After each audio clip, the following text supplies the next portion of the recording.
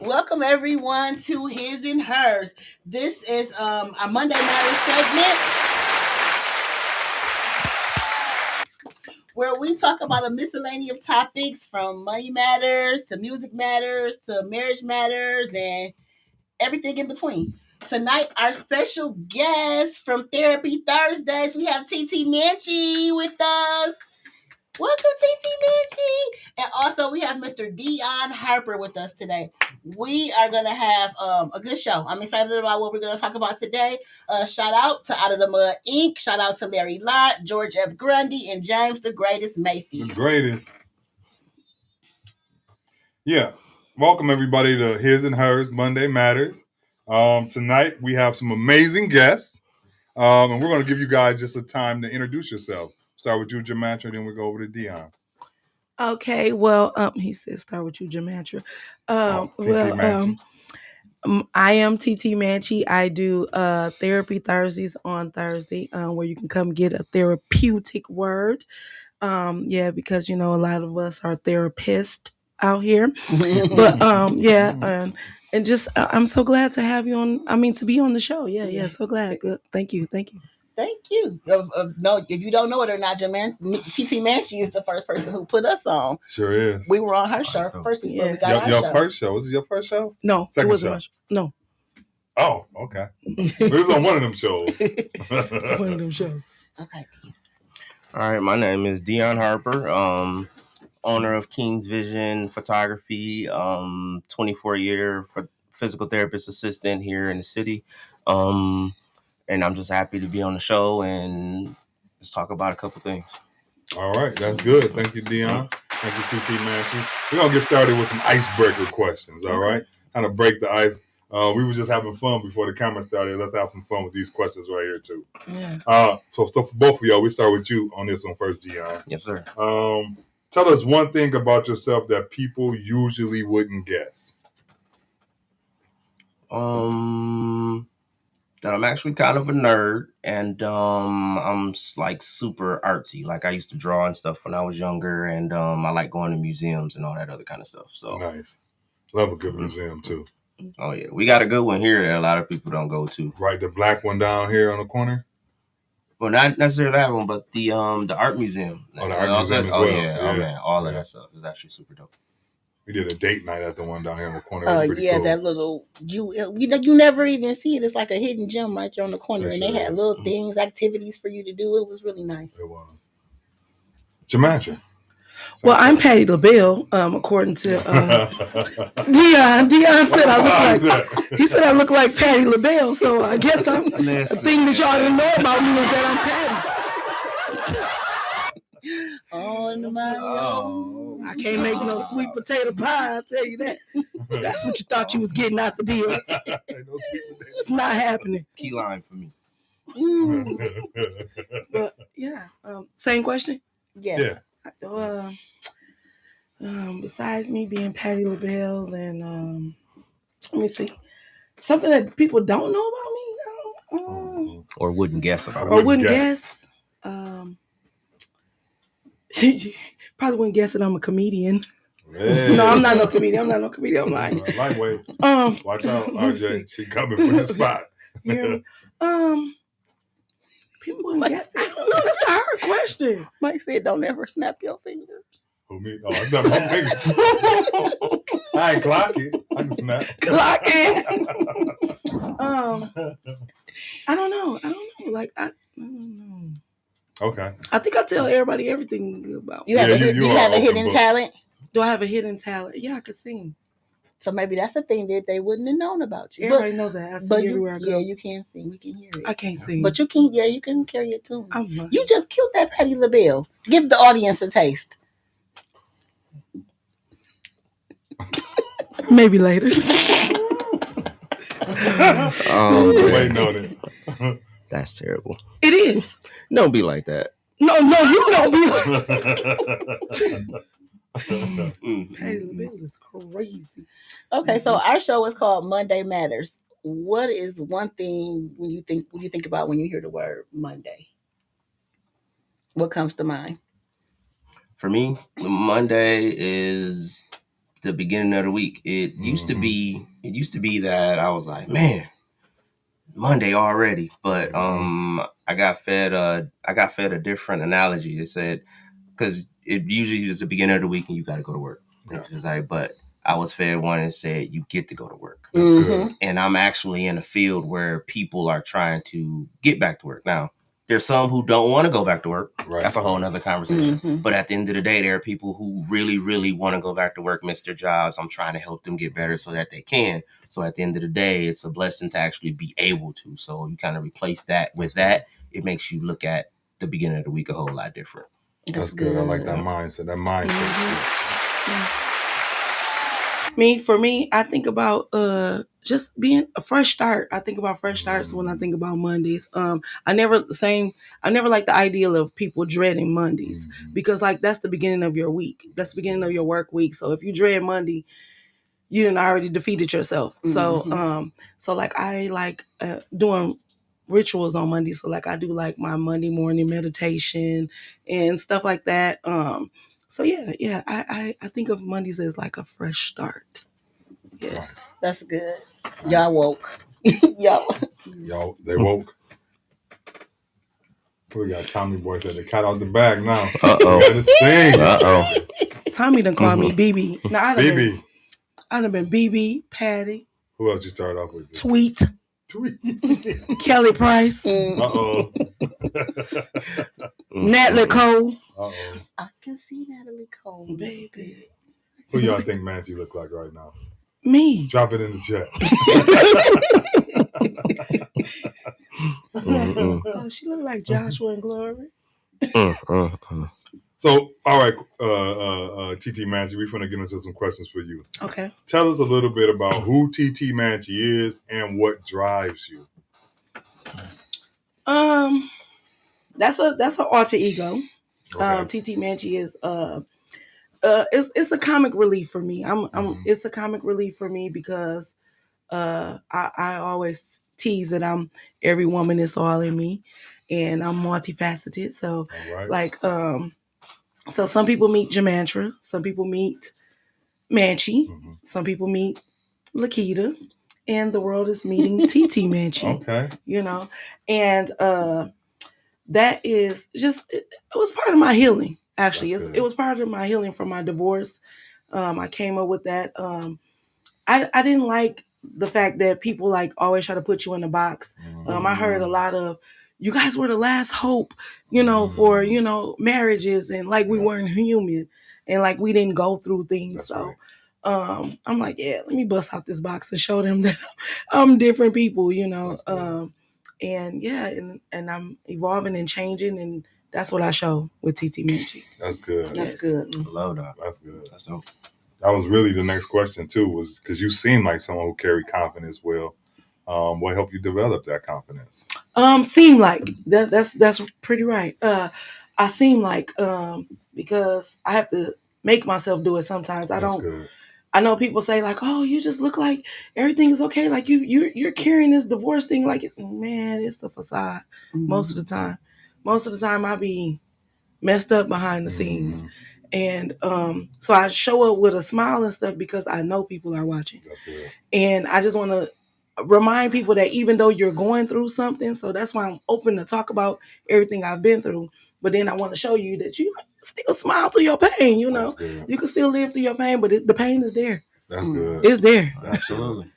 I think that really resonates when we're talking about Flint as well, too, right? Because we smiling through a lot of pain here. I always tie everything back to Flint here because this is my community and I love it. Dion. Yes, sir.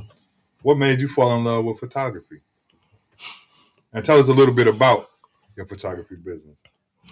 Well, King's Vision was developed out of a vision. I lost my dad back in 2012. And my dad, he had a catering company. His name was Ray. It was Ray's Catering.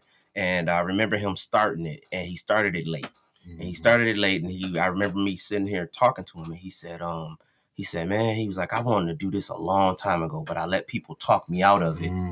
And because I had a family, I had a wife, I had kids, they said, you can't be doing all of that. Go take care of your kids. And he was like, I probably should have started this back then. And so he started it. And by the time he started it, he got it going good. Then he had a stroke.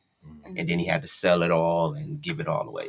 So a couple years after he passed away, I said, okay, let me go ahead and start this. And then I started thinking about what else could I do. And plus it was pre-COVID. So COVID actually jumped it off. It was like, I need to do something else to tie into that connects to my purpose.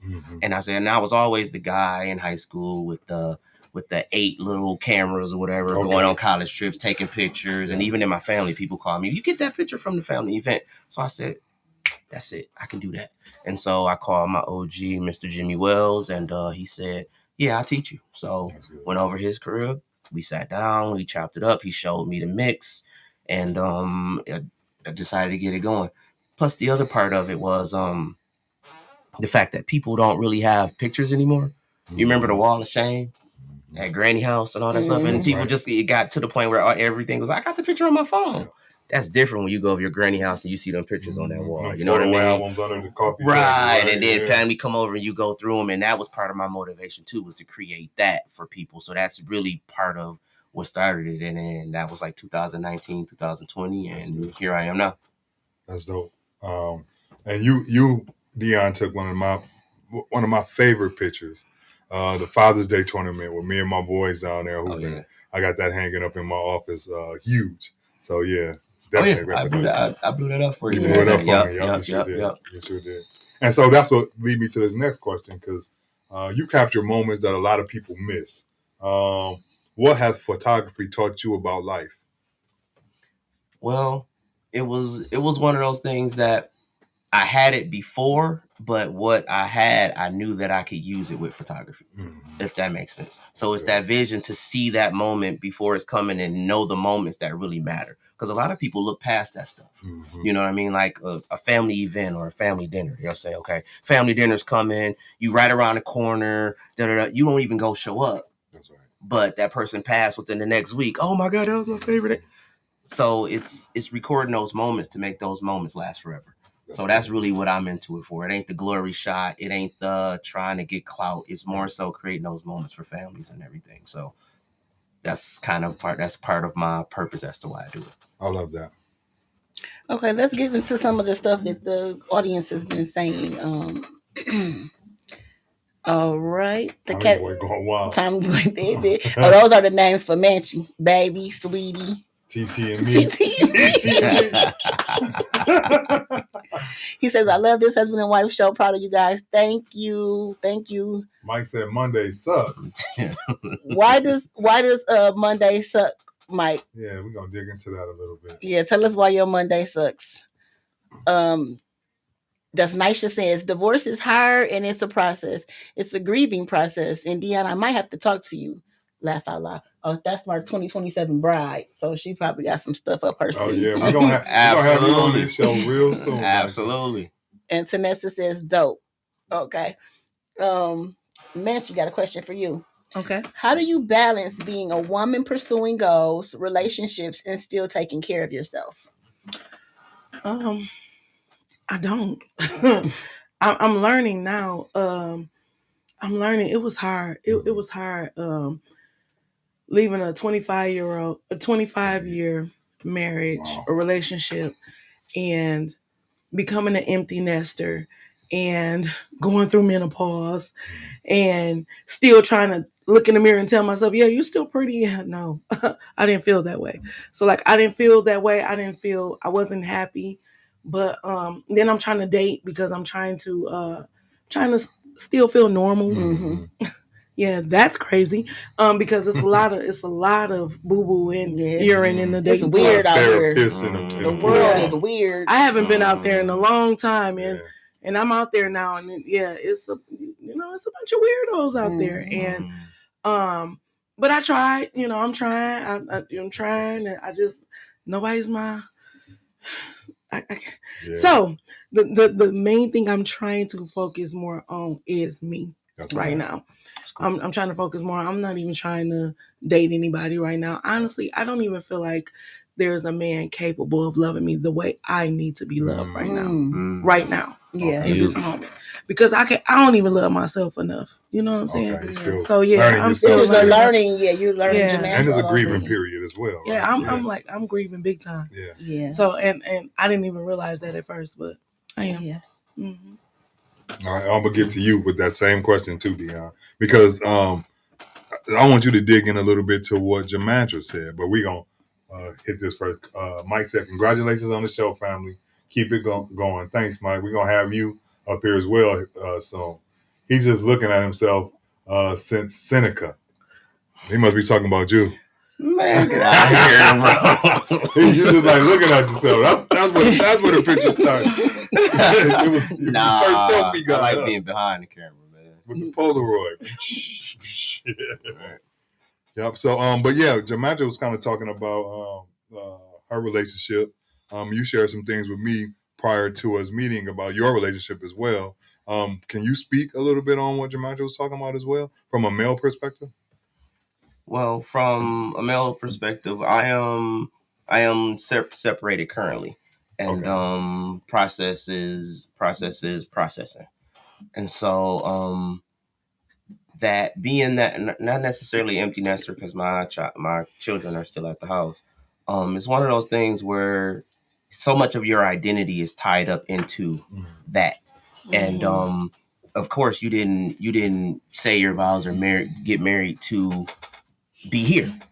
The object was to go off into the sunset and have your family, and there you had different visions for that. But as with everything else, and I've actually said it, I kind of live by this: change is life's only constant, and some change is just harder to adjust to.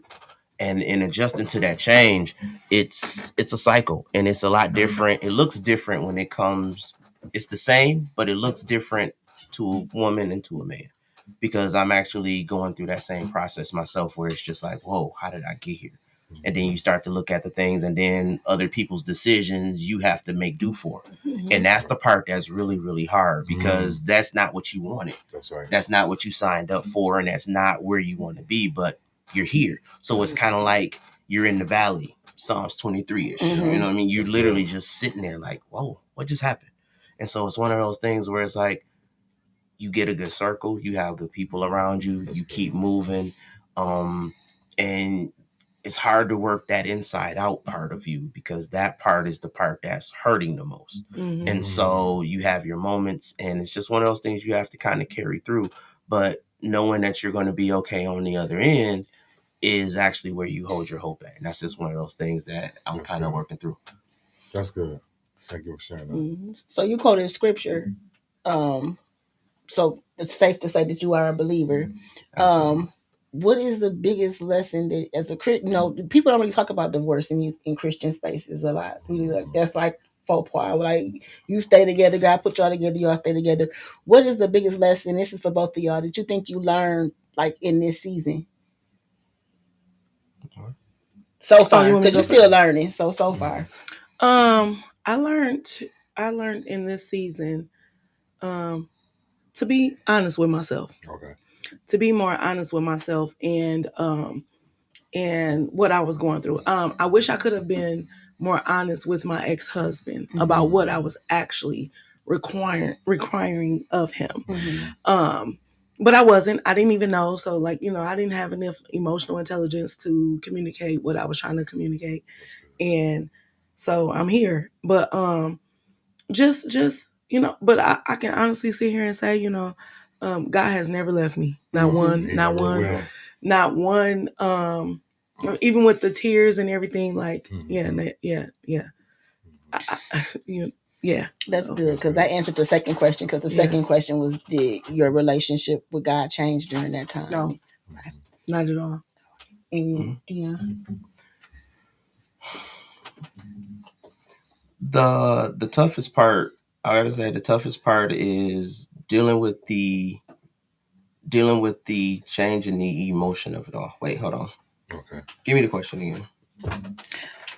What is the biggest lesson that you learned? And then how was your relationship? Did your relationship with God change? All right. My relationship with God never changed. Actually, to be bluntly honest, my relationship with God getting better is kind of what led to where I am today. Okay. Because as a couple, you kind of, as we know, couples that move together in that direction, they sometimes even split. But you have to at least have that same focus, and that's the oneness of it all. But as I got closer, it seemed like she got further away. Right. And the concept of that, no matter how much I encouraged and how much I tried to, it still ended up that way, and there was nothing that I could do about it. And the other point that I wanted to make in this season, as you know, they say hindsight's 20/20. You can look back and I can see what I did, I can see what I could have did better, and so on and so forth, and how the cracks started to get bigger. Okay. You wanna actually take responsibility for the things that took place, but at the same token, it's tough. Yeah. It's tough. Yeah. It's tough. That's good. Yeah, that was good. We got some stuff up here. I was just deep got? thought about all of that. Excuse me. What Mike said, I'll be ready for get back to our league. Yeah, man, I'm out for a minute. Just a little bit of healing, but we're going to get it. Nisha said, I love this conversation. Even though I engaged, I have to understand that I'm still a divorced woman. I've had to learn how to heal, and I'm still healing from some things. And when Holy Spirit begins to deal with you in healing, there's a totally different perspective and understanding. Absolutely. So she's been divorced and now she's engaged again. Yeah. And she's talking about healing from her past divorce. Yeah. Before, definitely do that real. Before you get married, my love. Definitely. The cool thing about it is she's marrying her ex-husband.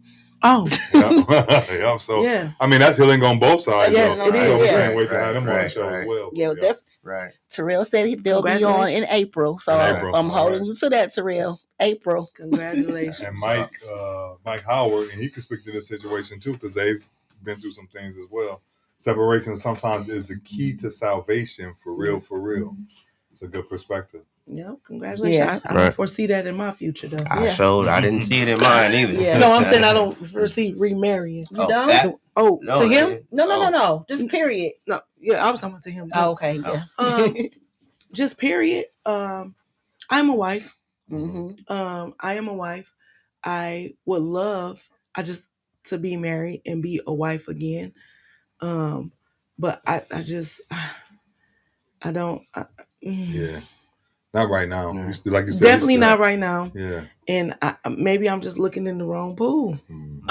I don't know. Well, maybe it ain't time yet. Right. Or it's not time. Right. It's not time. Mike said something. I want to get to that, but I want to ask this question: how important is forgiveness to you guys when moving forward? Because you have to forgive. 100%. 100%. Do you feel like y'all forgiving y'all spouses? Absolutely.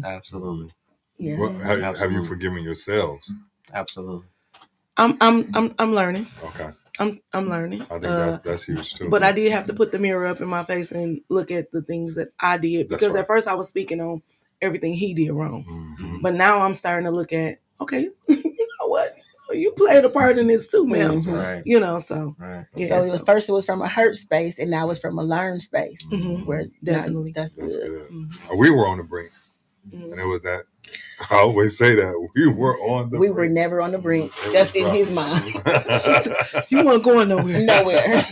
It was rough, but it was that same thing though, like stopping and then seeing who I am and what I'm doing to this relationship first. Mm-hmm. And dealing with me. I can't tell her how to fix herself. I got to fix me and then show up that way. That's right.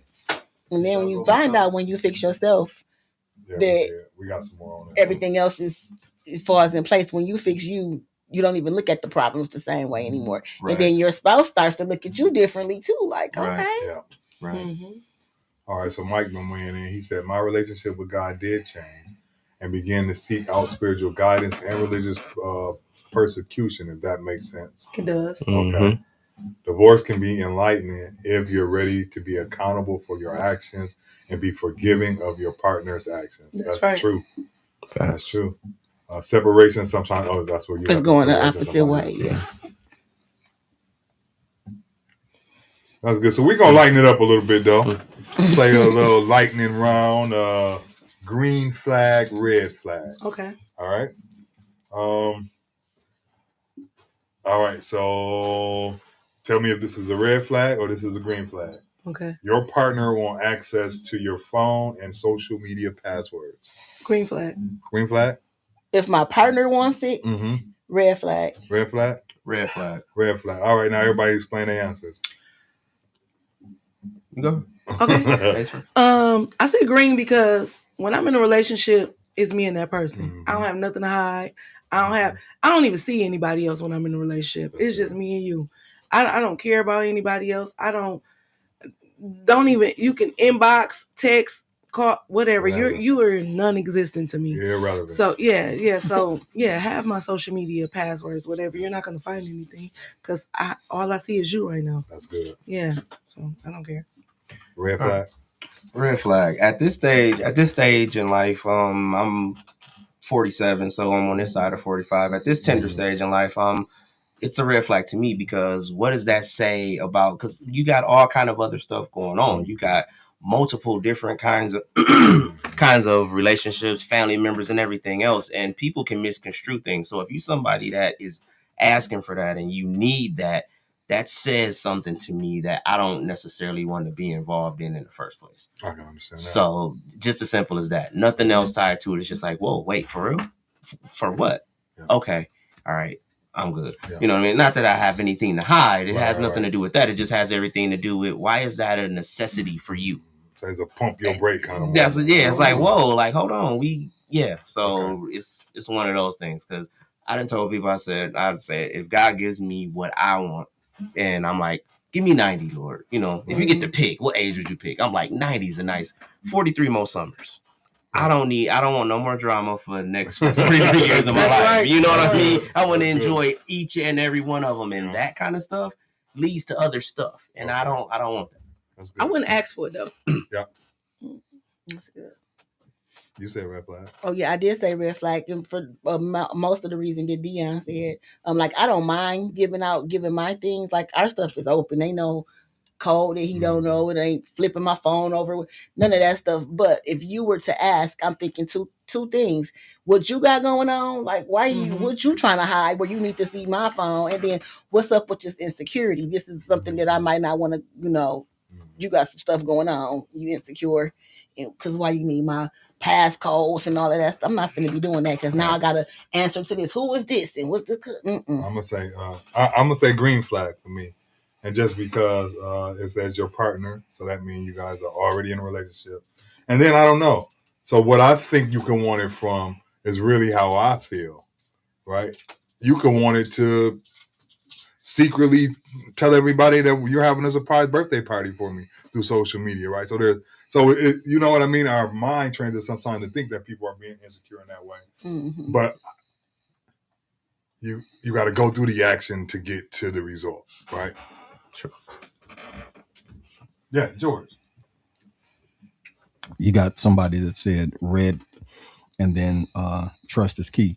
In my opinion from all this, it's a yellow flag.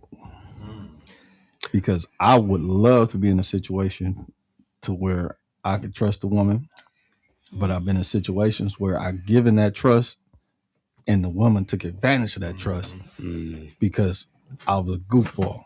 And then it turned me into something that I didn't necessarily know I was going to become. And you ain't saying nothing and I'm doing everything. That's good. And I'm going to tell you I'm doing everything and you ain't going to do nothing about it. But stay. So it all depends on what your maturity is. And I've been in places and spaces where I had to grow. Yeah, I like the yellow flag because it's a green flag for me, but you're putting your trust on the line, right? Like you said. Right. And then if that gets twisted the other way, then it hardens your heart.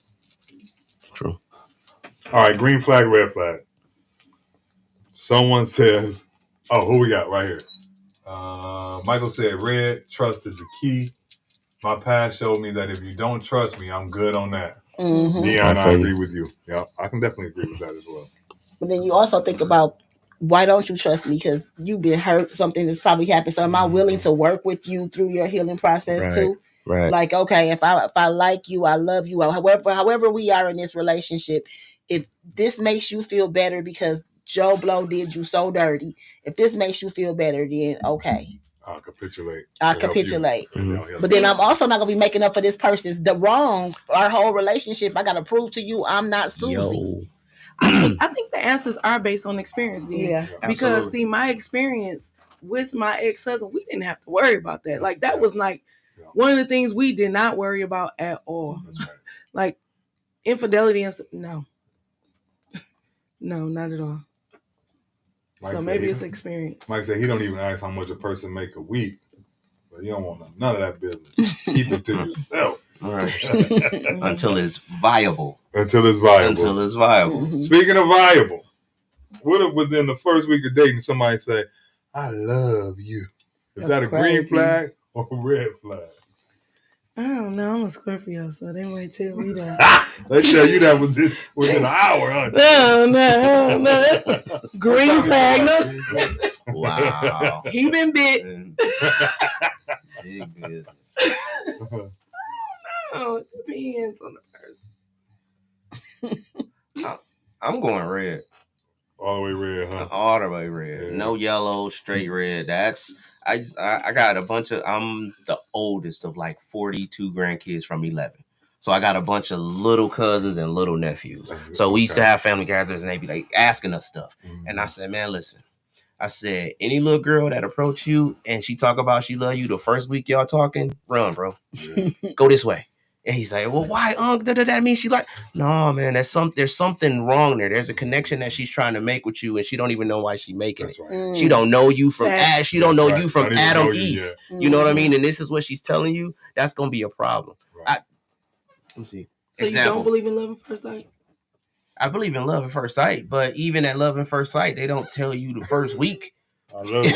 You know what I mean? When they first say, I love you. Right. So I got a live example. I had I'm gonna say a family member. I had a family member, little guy, had a little girlfriend, got her pregnant, was staying over her house all the time, come over to the house. Uh-huh. He running. My cousin said, hey, man, talk to him. What's going on? He tell me everything that's going on. He said, man, and she pregnant and it ain't mine. I said, bro, are you crazy?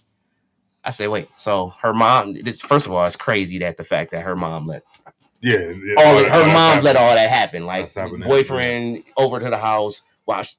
So that's happening. I said, bro, the most wrong thing you can do is tell that girl it ain't yours and play her.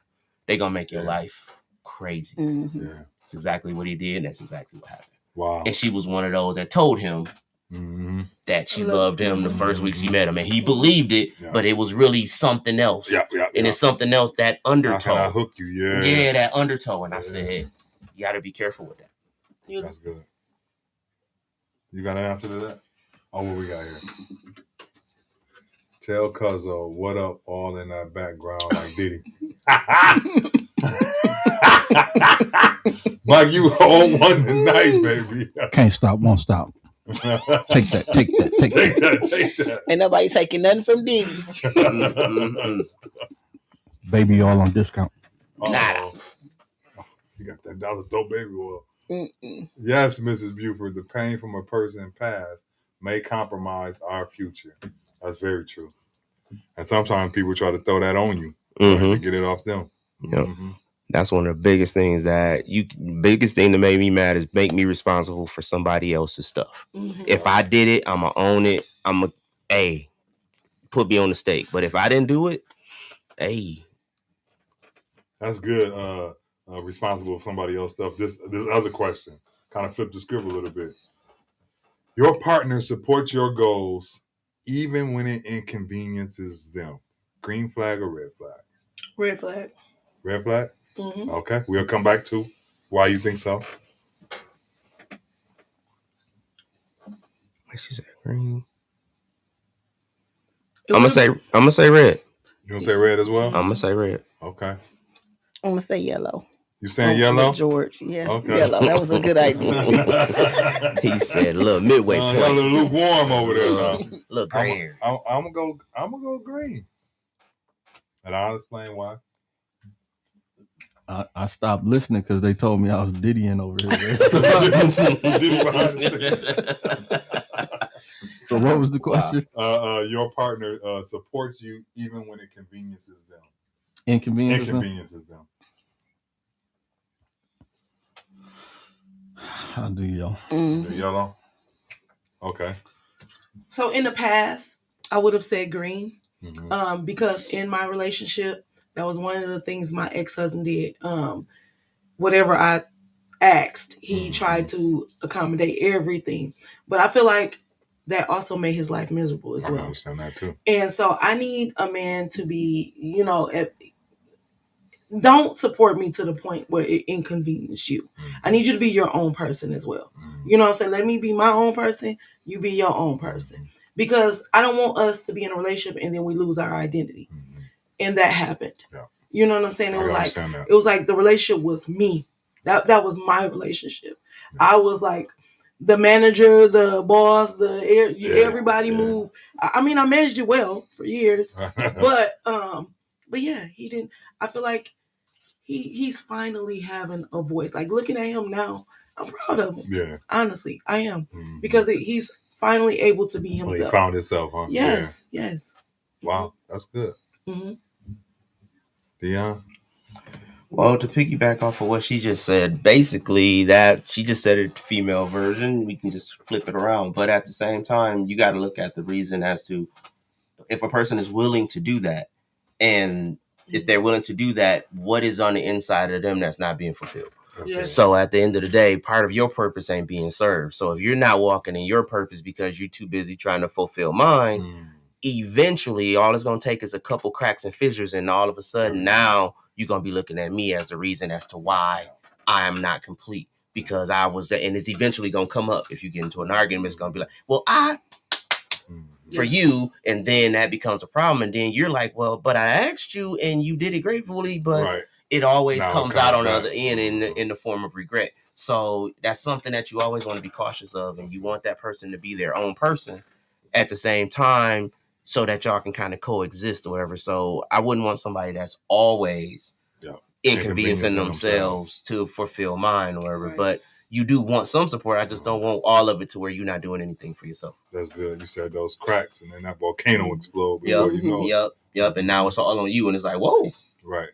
And then if you look at it and you spin the block and you go back, they did half the stuff without you even asking them. Anyway. And then you say, well, I didn't even ask you to do that, but and you got to kind of question their motive as to why they're doing it, and are they doing it to get more from you, or are they doing it to prove something to you to get points per se? Points. Yeah, and I wouldn't want nobody. I don't want nobody keeping score and taking count. That's good. That's good. What we got? What Mike say? This show believes in my dreams like I believe in hers. Oh, did we miss that? Is that where he started? Clingy. Oh, he's saying that shows. Okay. That she believes in his dreams like he believes in hers. That's a green flag for Mike. Take that. I won't stop, don't stop. Okay. So, yes. I said yellow, and I said yellow because I agree with what y'all are saying in that aspect of it. And also the green, what Mike said, that we for each other's vision and all of that stuff. So I'm riding the line on that because just from personal experience, first of all, convenience is a luxury. Convenience is not the given. You might have to be uncomfortable in a lot of situations. Convenience may not. That's a luxury. So and then also just seasons. There was a season where my husband didn't work and I worked 3 jobs. It was a season where he worked all the jobs and I didn't work none of the jobs. And that season has been the longest season so far. Long season. But it's been times where he said, okay, I'm going to do this. You go to school. I said, okay, I'm going to do this. You go to school. Like, okay, now I'm going to do this. You go ahead and do all this ministry work. I'm going to do this. Like, okay, well, you do this. I'm going to do this. Now you can go ahead and pick up the councilman seat. Like, it's a give and a take. And it's a, so like, from the beginning, I understand like, well, I'm going to die. My dreams are going to die while I'm trying to help him fulfill his dreams. But in knowing that in fulfilling his dreams, it's a us. It's when it's not a him and me, it's a oneness. And this is our dream. And if he wants to be councilman, I'm going to support him in being councilman. And that doesn't poop on my dream. It's just an extension now of it. So now I can figure out how does what I'm doing can line up with what he's doing, and it can still work together. You understand what I'm saying? And now we got a podcast. Yeah, but you explained something totally different. Now that yes, I ride with that. But when you talk about, so I understood the question differently, because yes, that you going back and forth. Okay, you go to school. I'm gonna stay home. You guys are working together for but if I have my own purpose and you inconvenience yourself just to try to, I'm like, Right. Dion, what do you what why? Right. Why? But yes, as a husband and wife, yes, we support each other. I wholeheartedly believe in that support and supporting each other's dream and being there for each other. So yes, I understand. I agree with because I inconvenienced myself 2 days ago to knock on doors to ask people to sign these petitions that I didn't really want to do that. Yeah, it took a lot of courage for me to do that. I didn't want to knock on doors, and it was not convenient for me to do that. But he needs to support, and that's my role. Help me. So what am I to do? And in that, okay, now I feel a little bit better. I got some exercise too. Yes. So it's convenient. It wasn't convenient, but it was helpful. Who we got? Tanessa says, I think it's a bit of both. There are some sacrifices that will be made, and I think of a good partner, spouse will recognize that you are neglecting yourself and you create balance and support for one another. I think that's real. That's real. Mike says, support those you love like you will support your own dreams. Inconvenience is not so bad, especially for your queen. I agree with that. That's a great point. But when you do it out love, no one can really complain after. When you do it out of love, no one can complain after. The support from the ones closest to you mean more than a stranger's support. Tanessa said, purpose. And Mike said, y'all taking calls? Yeah, we're taking calls. You can definitely call in. The phone number is at the bottom, 248-820-5053. Anybody who wants to call in. And that's 248-820-5053. 248-820-5053. Call now. A lot better than I did. And shout out to Out of the Mud Inc. Shout out to Larry Lott, George F. Grundy, and James the Greatest Mayfield. Shout out for making this platform available. We appreciate you. For me, I said. He said, "Stop that snapping." You going to clap? This is the poetry. I said green because my love language is active service, and so I just like to serve anyway. Right, the best way that I can serve, and so I see it as just being in service. Right, and I think that the more, we are helpers one to another. So the more we serve each other, the better it works for community, for everybody. So yeah, for me, it's just the act of service piece. Right. Well, you just had, basically we have 4 different viewpoints for the same question. So it's just kind of like, just standing in that one spot, explaining the same thing from a different angle. That's it. So it really boils down to where you are and what that looks like for you. And also your experiences. And that's really all you can really speak from. But at the end of the day, reciprocity has a very big view into that as well. And if that is something that's mixed in the equation, then if that's what it is, I think all of us would have answered that that's a green. Yeah. You know what I mean? But when that's in question, whether it's one way or the other or both ways, that's when it becomes a problem. Could you break down the definition of reciprocity for us? All right. Reciprocity, to me, for my definition, this ain't Webster. Reciprocity is being able to reciprocate. You can't use the same word. Use the same word to define it. But a social norm, psychological principle, form or agreement of exchanging goods, service, and or favors, mutual benefit that involves responding to a positive action with another positive action, fostering cooperation, trust, and relationship building. It's foundational give and take mechanism at both social life and business. So it's being, like I said, that's the formal term. And they're just giving it back. That's right. The practice of exchanging things and others. So if somebody's showing love to you, you show love back. It doesn't necessarily even got to be that person. It can just be all through, pay it forward kind of deal, and energy exchange. Right. And don't ask anything from somebody that you're not willing to do or give back. That's that. That's right. Caller, can you hear us? Hello? Yes, caller, can you hear us? Yes, I hear you. That guy. And thanks for that definition of reciprocity. So getting what you give and giving what you give. Absolutely. Caller, you got something you want to add to this conversation? Yeah, I gotta I'm just a little bit blown away by some of the statements a little bit. Like when you say inconvenience, or when you say to be inconvenienced by a partner or your loved one or whatever, why is it really an inconvenience for you if you both live in the same dream or trying to accomplish the same goals?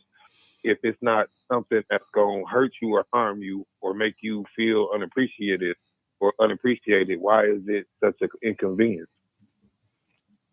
I think you said the key thing, because y'all don't have a common goal. Mm-hmm. Y'all don't have a common goal. Y'all have separate, visions, and that's why it becomes inconvenience. Yes. And that's okay to have separate, because I don't want to be second ward councilman.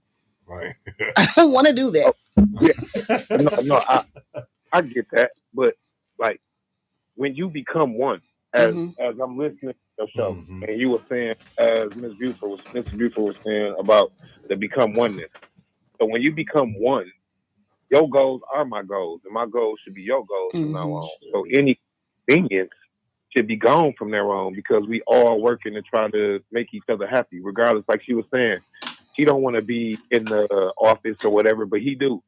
But by him becoming or wanting to be a councilman, that's not pooping on what she's trying to do or accomplish either. It's just gonna have to rearrange some of the ideas that they're trying to happen, and that's not really an income. Like the word inconvenience kind of threw me off, because it's like he said it like the best way. It's not really an inconvenience if that's your spouse, but it's the inconvenience that the person that you're not trying to build a future with. You know what I mean? But is this Mike? Yes. But, so you know who this is. I do. Hey, Diddy, take that. Don't stop. You know Mike?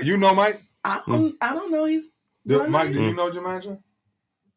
No, I was talking to your producer in the background. Oh, you talking to George? Okay. Mike, I do have a question though. But what if she did not want to do that? What if she did not want to go around and do the petitions or anything like? I don't think as a husband he should be upset with her if she didn't want to do that. No. You know what I'm saying? Oh, right. And I haven't been. I didn't even want her to do it then if she didn't want to. Right.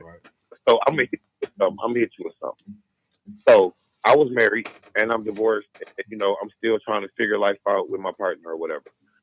The point of the inconvenience part is when he signs up for something, or in my own experience, when a person asked me to do something out the way, or an inconvenience to me was going to church to me, because we got to present ourselves in a certain way in front of people, because this is what my experience was when we was going. That's the inconvenience to me, because I can't be my true self in front of people that supposed to be helping us be better, if that makes sense. Okay. So yeah, it makes sense. If I'm going and doing stuff for her, and as I said, it was an inconvenience at first. But if I see that it's making her happy and it's building a better relationship, it didn't become an inconvenience anymore. It's just something we did together. It makes sense, Mike, but let me free you for a minute. Let me free you from that mindset, if y'all don't mind. God don't care. You can come as who you are. Like, you don't have to be a certain type of person to enter into that and to have a relationship with God. Like, just be yourself. When I learned that little bit, it changed my whole. I'm like, man, he created me. He know what I'm about to say. He know how I'm feeling right now. So it's people. It is people that make you feel certain ways about certain stuff.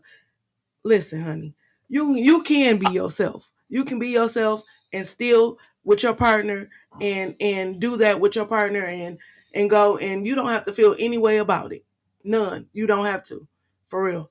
That's just my little tidbit. That's a good conversation. I think we're gonna dig into one of these episodes on church hurt. But I'm gonna let you go right ahead. And don't worry about what it looks like.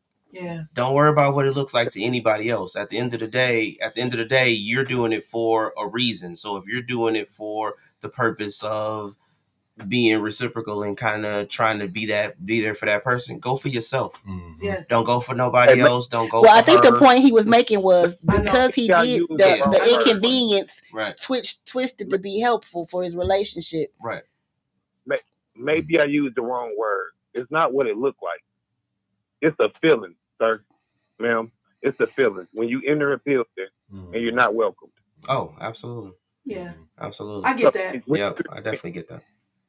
So I know who God is. Like, for example, like our basketball team pray every Sunday before our hoop games and everything. Am I a Christian? No, I'm not the typical dictionary of a Christian, but I am a spiritual believer.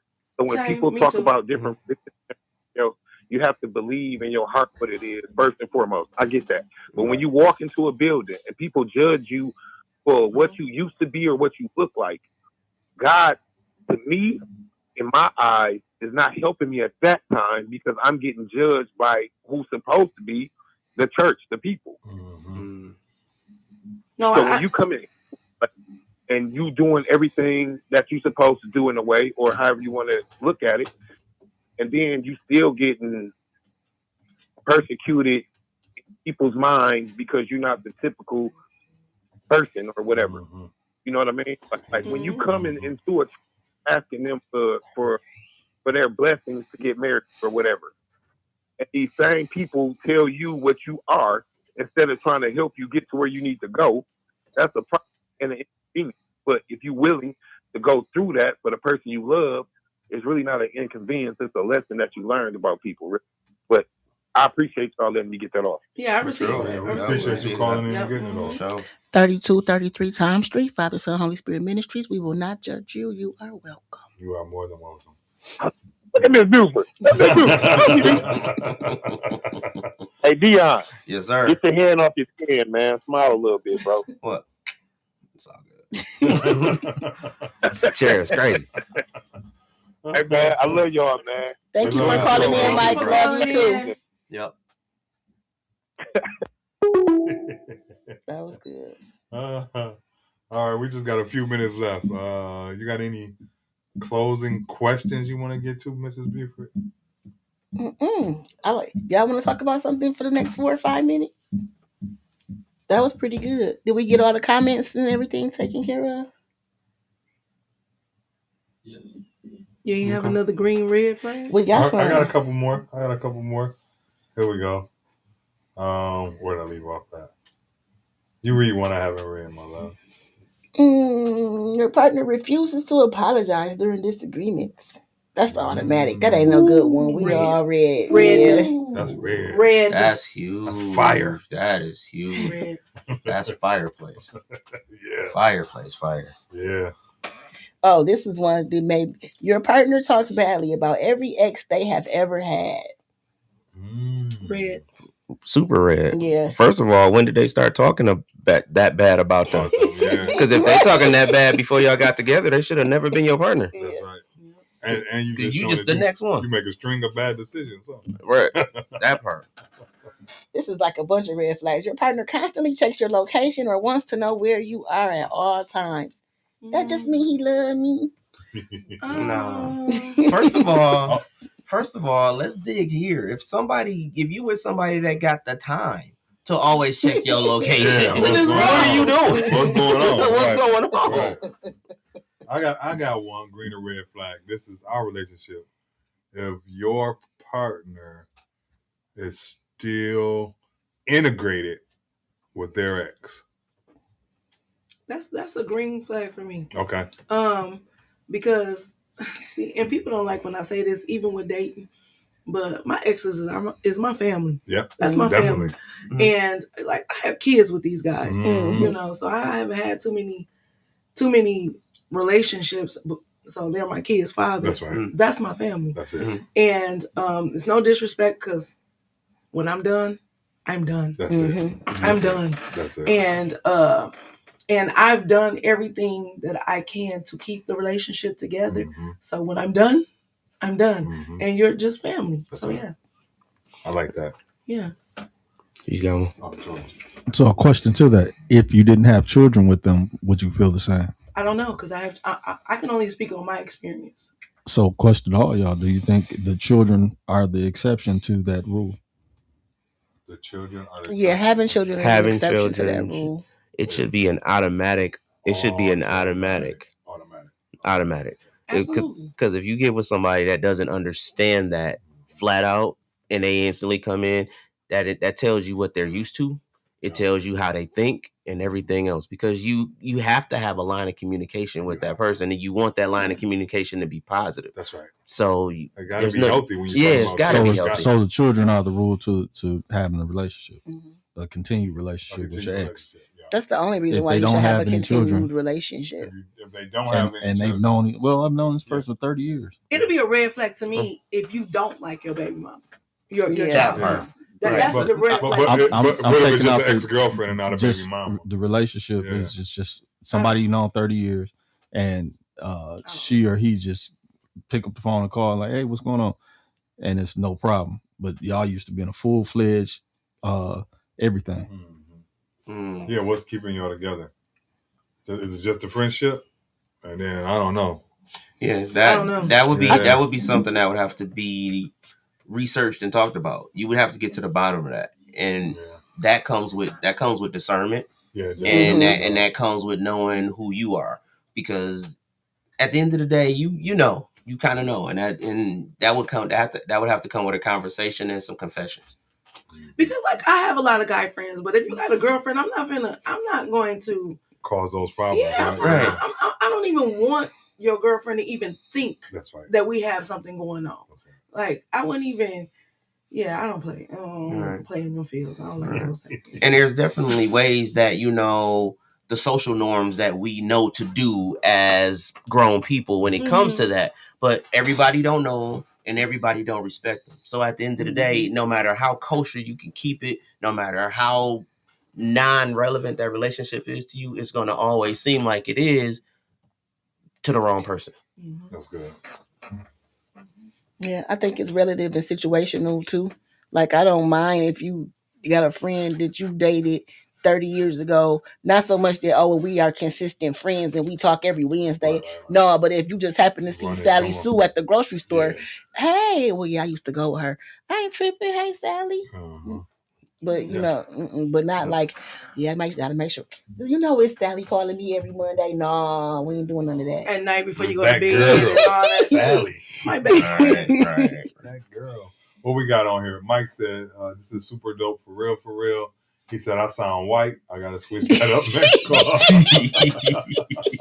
I had a joke. I'm gonna keep it to myself. Nisha said, yes. Mike said, how can we change our culture? I think is what he said. I don't know what question all that was for, though. I forget. And green, what was all of that? The green was probably one of the red flag questions.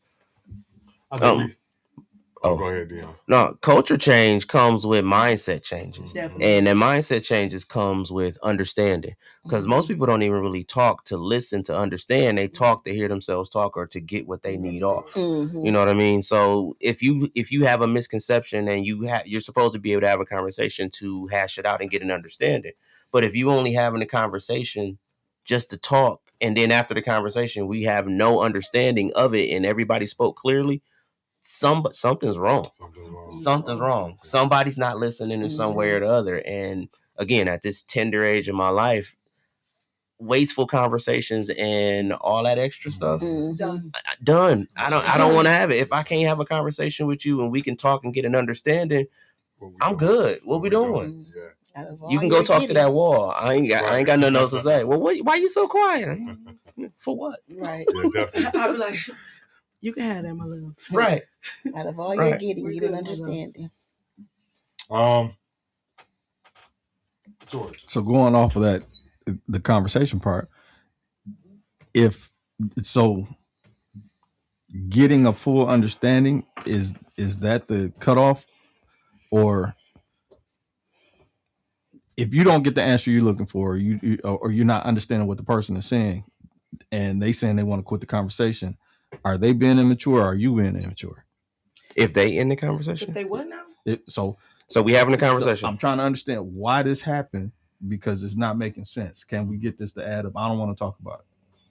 Who's wrong in that process? The person who don't want to have a conversation with you to get the understanding, because if because you could easily go the other way with that yourself and be upset and blah blah blah blah. But if you're gonna approach them maturely with like, hey, hold on, let's talk about this. What just happened? And you want to get an understanding, and they don't want to have that conversation with you. That's a problem on their end. So it's that way. Yeah. Well, it won't be immature if they say it in that moment, like, I don't want to talk about this right now, because sometimes people need time to process. Yeah. But if they say that in that moment, but then come back, then okay. Right, But if you're just cutting it off and it's just the end, so the moment passes. That's immature. The moment, I apologize. Mm-hmm. The moment passes, and I come back to you. You said you didn't want to speak about it then. It's a couple days then pass. A couple days is too long. Right. Well, it took a couple of days, so I came back to you. I gave you the space, 24, 48 hours. So yeah, that makes it immature. Yeah. Just give me. And then the response is, I thought we was over that. How we over it when we didn't have a conversation? Okay, right. No, that's immature. That's it. Very immature. Yes. Yeah, that's real young. Mm-hmm. Very. But it also shows like what's going on. Like it's something underneath that. Like for you to see, that's for you to see. Like it's something here. It needs to be addressed. Right. Where whatever the issue was, it's a touchy issue for that person, and they want to just glaze over it. Yeah. Yeah. So they may have some other cognitive things going on, or social emotional things going on with themselves. Immature. Yeah. Mm-hmm. Yeah, they immature. Yeah. Because I can be upset in this moment and be like, okay, yeah, I don't want to talk about this right now. Right. But let me get back to you a little bit later. But I need to come back because you do deserve to have an answer to your question. Right. And once you dig, that's key right there. That was small, but that was huge. She needs to come back to you. So like if y'all was having a conversation and she says, listen, I don't want to talk about this right now. I'm going to come back to you. It ain't your job to recheck. It's hers to come back to you. And that would be the mature thing to do. That's what a healed person that would do, because you would want that same thing. Right. That's what I was saying. That person needs healing. Yes. Right. Yes, so, but even if that person would have come and say, hey, I know we're supposed to be talking about this in a couple of days. It's really a subject for me, and I'm trying to work through it, but I can't talk about it with you right now. Can you give me some more time? Even in that, it's being a little bit more. Right. Just keep it real. Right. Yeah. Mike said, how can we reach these kids and change their cultural view? I meant to reach and change the Black view of the streets and books. So I guess what he asking is, how do we change the cultural view of what's happening with our young people out there? It definitely starts at home. I think it starts at home. I don't want to say that because a lot of kids don't have them. I mean, but I'm saying for you, how do you start? You got to be the change you want to see. So it starts at home, at the Howard house, the Buford house, in the Harp house. It starts at home. Not to say that little Mikey, who don't have nobody at home, but what I can do starts in my household, and then it sheds abroad. My uncle used to always say that charity begins at home and sheds abroad. Charity is love. Absolutely. It begins at home, and then it goes out. So what we can do is, when you see a need, try to fill the need. Step into this. So many after school programs and these different little places this is my opinion. Everybody, I know I want to hear from y'all, but just start at home and then see what you can do with what can Mike Howard do in the community? What can Mike Howard do with the children? I'm saying Mike Howard because you want to ask the question, but it's me. What can I do? What can Dion do? What can Manchi do? Like, it starts with asking ourselves, what can we do? And then finding those things in the neighborhood. Like 181, they always need somebody to come and help them. 181 movement, they doing 2 things for the teens. Program, he always looking for volunteers. The harvest is plenty, and the workers are few. Yeah, so that's what we really got to do. We got to get back to the work. You said it started at home, then immediately it starts when you step out that house and you went on your block, right? Yeah. And then the next block over and the next block over. Yeah. We have to, and I think it's something in our generation that we had that we're not giving back. And that is the adults standing up for their community. Like, I used to skip school, but I used to have to hide because I know so-and-so and so-and-so see me, I was going to get in trouble, right? And we don't have that same kind of community now. Yeah.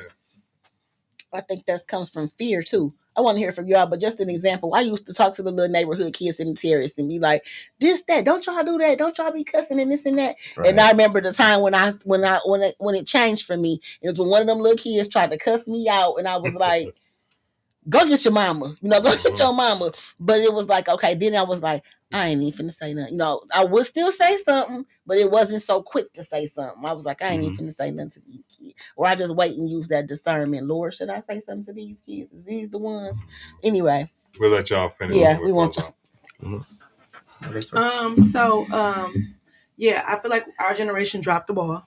Definitely. We dropped the ball. We definitely did not give the kids what we got. I don't know why we did that, but we did. And so we created what we have now because it's just getting worse.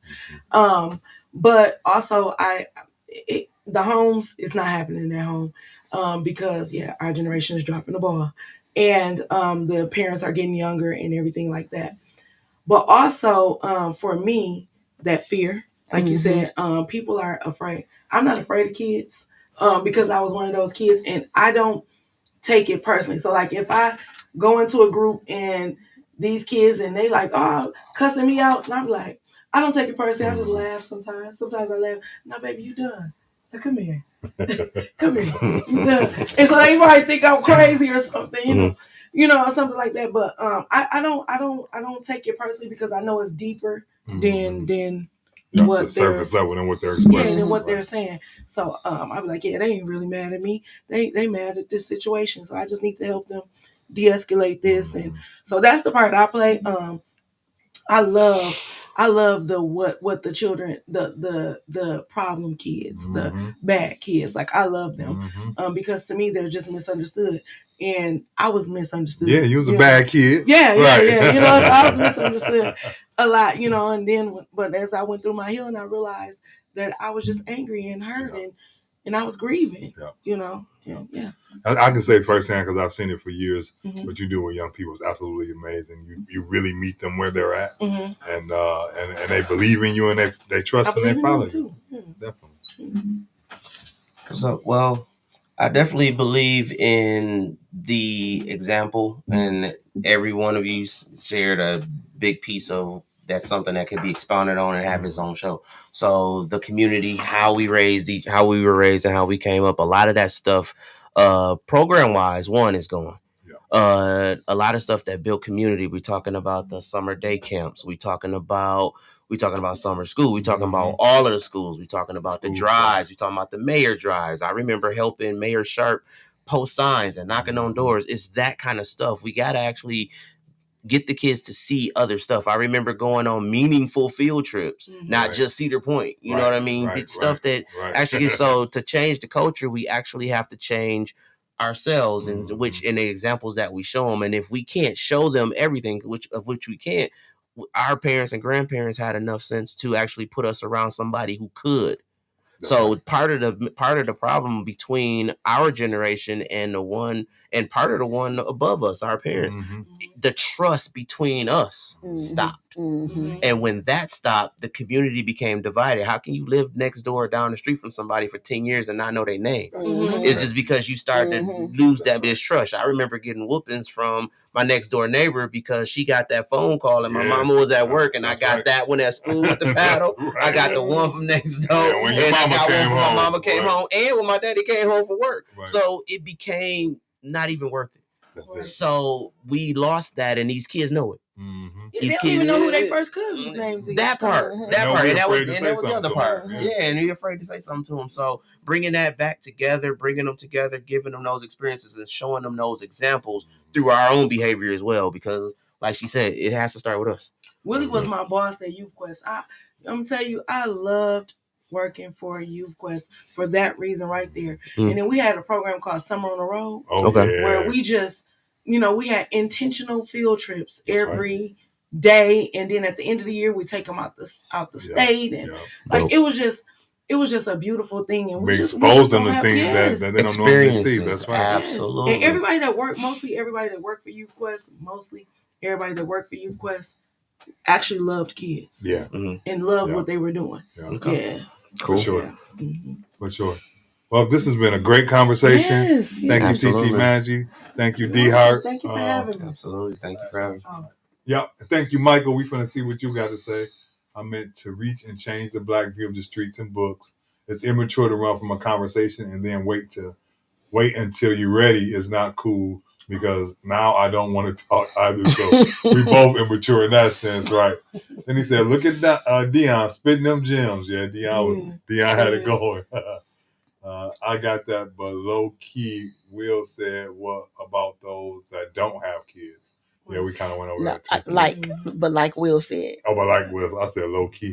I'm trying to figure it out. Yep. So thank you, Mike, for chiming in. Thank you for jumping in. Thank everybody for being here. This has been His and Hers and another Monday Matters with TT Manchi and our guy D Harp.